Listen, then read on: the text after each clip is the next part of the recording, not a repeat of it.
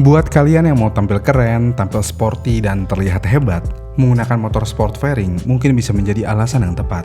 Kenapa? Ya karena hampir tidak mungkin kita tidak menjadi keren jika menggunakan motor sport fairing.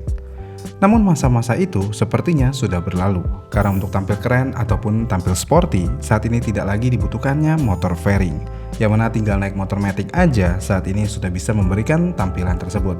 Apalagi motor maticnya seperti Aerox yang memiliki tampilan sangat sporty. Namun ini berbeda ketika era 2011 sampai 2017-an, yang mana kalau mau tampil keren dan gagah bukan naik motor matic, melainkan naik motor sport fairing minimal 250 cc. Dengan adanya standar ini, akhirnya pada tahun-tahun tersebut produsen seakan-akan berlomba-lomba untuk memberikan motor sport fairing 250 cc ke pasar Indonesia. Dan semua ini dimulai dari Kawasaki dengan mengeluarkan Ninja 250 Karbu, kemudian disambut oleh Yamaha R25, dan terakhir ada Honda CBR 250RR. Ketika setiap motor tersebut diluncurkan, penjualannya dan hype-nya selalu heboh dan bisa mendapatkan perhatian pasar yang pada akhirnya SPK pun turun ke motor-motor tersebut.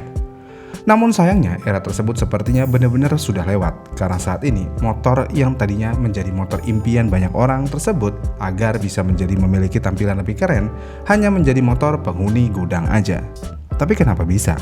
Motor primadona ini saat ini cuma jadi penunggu gudang. Jawabannya tentu aja karena tren pasar yang benar-benar sudah berubah. Jadi sekitar tahun 2018 ke atas, perubahan ini mulai terasa, yang mana konsumen tidak lagi memburu motor 250 cc. Dan hal ini bisa terjadi karena beberapa faktor. Yang pertama, harga motor 250 cc semakin mahal. Kita ambil contoh di tahun-tahun awal Kawasaki mengeluarkan Ninja 250. Pada saat itu, harga Ninja 250 masih di kisaran 35-45 jutaan aja. Walaupun harga ini sebenarnya cukup mahal, tapi masih sedikit masuk akal harganya. Kemudian ketika Yamaha mengeluarkan R25, harganya juga cuma mulai dari 48 jutaan sampai 50 jutaan aja. Dan harga ini lagi-lagi masih masuk akal. Bahkan CBR pun yang katanya motor paling sempurna di kelas 250cc masih dijual dengan harga yang cukup masuk akal, walaupun sedikit lebih mahal daripada kompetitor yang ada. Namun semakin tahun, harga motor-motor tersebut semakin mahal, yang mana pabrikan selalu memberikan penyegaran dengan menambahkan fitur, menambahkan teknologi, dan merubah desain dan lainnya. Yang pada akhirnya hal ini membuat harga motornya melonjak. Yang tadinya motor ini dijual mulai dari 45 jutaan, dengan perubahan tersebut harga motornya sudah dijual mulai dari 55 jutaan. Dengan tingginya harga tersebut, tentu aja hal ini bisa mengakibatkan basis konsumennya menghilang gitu aja. Dan sayangnya lagi, semua ini hampir bertepatan dengan munculnya era matic premium dan sporty. Misalnya, Yamaha mengeluarkan Yamaha Aerox pada tahun 2016. Dengan adanya Aerox, pasar sport fairing 250cc menjadi semakin berkurang, karena ya harus kita akui Aerox bisa dibilang jelmaan motor sport fairing tapi matic. Dan di pasar Indonesia pada tahun segitu ini adalah sesuatu yang sangat baru.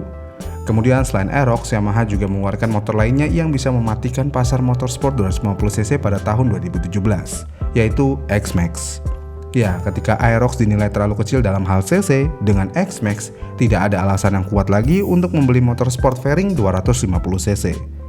Dengan adanya motor-motor tersebut, akhirnya tren pasar benar-benar berubah total. Yang tadinya sport fairing oriented langsung berubah jadi matic oriented. Dengan hal itu, akhirnya lambat laun tapi pasti, motor sport fairing yang tadinya selalu mejeng di tengah dealer, saat ini hanya menjadi penunggu gudang dealer aja. Namun apa penyebab lainnya kenapa pasar motor sport 250cc benar-benar mati gitu aja? Jadi jika kita lihat-lihat lagi, apa yang diberikan pabrikan terhadap motor sport 250cc sebenarnya cukup minor, yang mana produsen selalu memberikan upgrade yang minor aja. Selain minor upgrade, jeda waktu upgrade-nya juga dinilai terlalu lama, misalnya di Yamaha R25. Yamaha R25 adalah motor sport fairing 250cc yang menjadi ikon airshop di Yamaha. Tapi untuk upgrade-nya motor ini terlalu lambat, bahkan untuk facelift-nya kalah cepat dengan Yamaha R15. Dengan hal tersebut aja, ini seperti membuktikan kalau memang produsen memberikan upgrade terhadap motor sport fairing-nya sangat lambat. Belum lagi kalau kita lihat CBR 250RR yang katanya motor sport fairing 250cc paling sempurna. Dari awal keluar sampai saat ini, upgrade yang diberikan Honda terhadap motor ini ya benar-benar minor banget. Bahkan desainnya pun tidak berubah secara total dari pertama kali diluncurkan pada tahun 2016. Bayangin, sudah 9 tahun sejak diluncurkan, motor ini benar-benar hampir mirip seperti awal diluncurkan. Kemudian untuk Kawasaki Ninja, ya kalau mereka memang desainnya sebenarnya gitu-gitu aja, dan teknologinya ya gitu-gitu aja untuk motor sport fairing 250cc 2 silindernya. Dengan hal tersebut, maka tidak heran kalau motor sport fairing mati dengan sendirinya. Apalagi kalau kita melihat dealer-dealer saat ini. Dealer motor saat ini seperti sudah tidak niat juga jualan motor sport fairing 250cc-nya. Dulu nih di era 2018 ke bawah, ketika kita ke dealer motor utama yang dipajang di dealer seperti Yamaha atau Honda biasanya motor sport fairing 250cc-nya. Tapi kalau kalian saat ini ke dealer Yamaha atau Honda, motor utama yang dipajang palingan motor matic premium mereka, bukan lagi motor sport fairing 250cc-nya. Bahkan terkadang kalian tidak bisa menemukan motor sport fairing 250cc di jajaran motor dealer tersebut. Yang ada malah cuma motor 150cc-nya.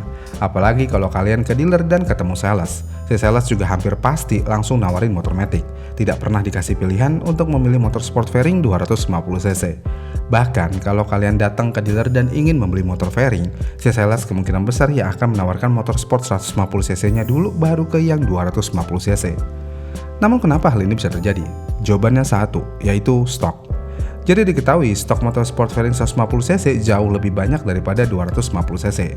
Jika stoknya banyak, tentu aja sales memiliki satu pekerjaan yang penting, yaitu mengeluarkan stok yang banyak dulu, baru yang sedikit. Namun sayangnya dengan kondisi ini sport fairing 250cc seakan-akan sudah ditinggalkan.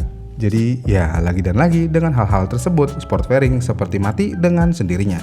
Ya intinya ini semua karena matic. Pasar maunya motor matic dan produsen pun otomatis akan mengeluarkan motor matic karena ya pasar maunya seperti itu. Kalau udah begitu ya udah lupakan aja motor sport 250cc. Jangankan motor sport 250cc, motor sport 150cc aja saat ini sudah menjadi penunggu gudang juga karena tren matic semakin menggila. Kalau udah begini, ya pasar sport fairing 250cc benar-benar akan hilang dengan sendirinya. Terlebih lagi, dulu menggunakan motor sport 250cc bisa memberikan penggunanya kepuasan tersendiri. Dilihatin orang, tampil lebih keren, dapat parkir khusus motor 250cc, bahkan ketika Ninja 250 baru keluar, motor tersebut bisa bebas parkir di depan Mall Sensi. Namun saat ini, semua hal tersebut tidak bisa didapatkan dengan motor 250cc, yang pada akhirnya, ya buat apa beli motor 250cc? Ya kan? Dengan tren yang berubah, produsen yang tidak niat jual motor ini lagi, pada akhirnya motor-motor ini yang tadinya jadi maskot di dealer, saat ini cuma menjadi penunggu gudang aja. Ya cukup disayangkan sih kondisi ini, tapi mau gimana lagi ya kan? Pasar adalah penggerak tren. Jika pasar sudah menolak, mau bagaimanapun produsen mengupgrade motor tersebut, tetap aja akan jadi penunggu gudang. Contoh paling nyatanya adalah Yamaha R25. Setelah di-upgrade lumayan signifikan khususnya di bagian desain, motor tersebut tetap memiliki penjualan yang lesu, yang pada akhirnya cuma diem di gudang. Gimana nih menurut kalian? Komen di kolom komentar di bawah ya, dan sampai jumpa di video selanjutnya.